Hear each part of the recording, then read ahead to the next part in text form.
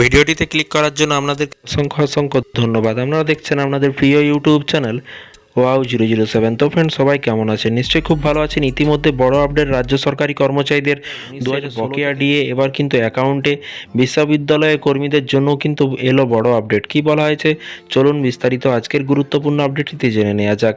রাজ্যের সরকারি কর্মচারী, শিক্ষক ও শিক্ষাকর্মীদের জন্য দীর্ঘ প্রতীক্ষিত এবং মহার্ঘ ভাতা বা ডিএ নিয়ে কিন্তু এবার বড়সড় পদক্ষেপ করল নবান্ন। লোকসভা ভোটের দামামা বাজার আগেই কিন্তু বকেয়া ডিএ মেটানোর প্রক্রিয়া ত্বরান্বিত করতে কিন্তু তৎপর হয়েছে রাজ্যের অর্থ উচ্চশিক্ষা দপ্তর। সোমবার শিক্ষা দপ্তরের তরফে রাজ্যের সমস্ত সরকার পোষিত কর্মরত শিক্ষক ও শিক্ষাকর্মী এবং অবসরপ্রাপ্ত কর্মচারীদের বিস্তারিত তথ্য চেয়ে পাঠানো হয়েছে। মূলত 2016 সালের জানুয়ারি থেকে 2019 সালের ডিসেম্বর পর্যন্ত সময়ে বকেয়া ডিএর হিসেব নিকেশ চূড়ান্ত করতেই কিন্তু এই তৎপরতা।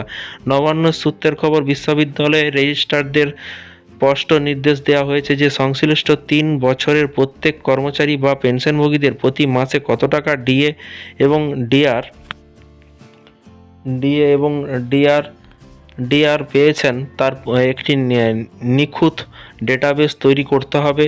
এই তথ্যগুলি যাচাই করে ডিডিওর মাধ্যমে কিন্তু সার্টিফাই করার দায়িত্ব কিন্তু দেওয়া হয়েছে এবং রেজিস্ট্রারের প্রতিটি দপ্তরে কতজন কর্মী এবং ভাতার আওতায় কিন্তু সঠিক সংখ্যা দ্রুত জানাতে বলা হয়েছে। উল্লেখ্য, মুখ্যমন্ত্রী মমতা বন্দ্যোপাধ্যায় গত মার্চ মাসে সোশ্যাল মিডিয়ায় ঘোষণা করেছিলেন যে কেবল সরকারি কর্মীই নন, বরং শিক্ষক, শিক্ষাকর্মী, পঞ্চায়েত, পুরসভা, সরকার অনুমোদিত স্বশাসিত অনুদানপ্রাপ্ত সংস্থাগুলির ডিএ পাওয়ার কিন্তু অধিকার। রোপা 2009 অনুযায়ী বকেয়া ডিএ 2026 সালে মার্চ থেকে দেওয়ার কথা থাকলেও কিন্তু সুপ্রিম কোর্টের ডেডলাইন মেনে কিন্তু 16 থেকে 2019-এর পর্বের বকেয়া টাকা কিন্তু সরকারি কর্মচারীদের মিটিয়ে দিয়েছে রাজ্য।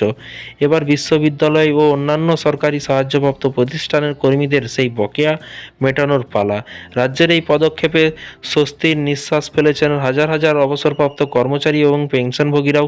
নবান্নের এই ডেটাবেস তৈরির নির্দেশিকায় কিন্তু ইঙ্গিত দিয়েছে যে বকেয়া ডিএর টাকা সরাসরি ব্যাংক অ্যাকাউন্টে পৌঁছানোর প্রক্রিয়া এখনও কিন্তু কেবল দিকে ভোটের উত্তাপ, অন্যদিকে বকেয়া পাওনা মেটানোর এই প্রশাসনিক সক্রিয়তা, সব মিলিয়ে রাজ্য রাজনীতি ডিএর ইস্যু এখন কিন্তু মধ্য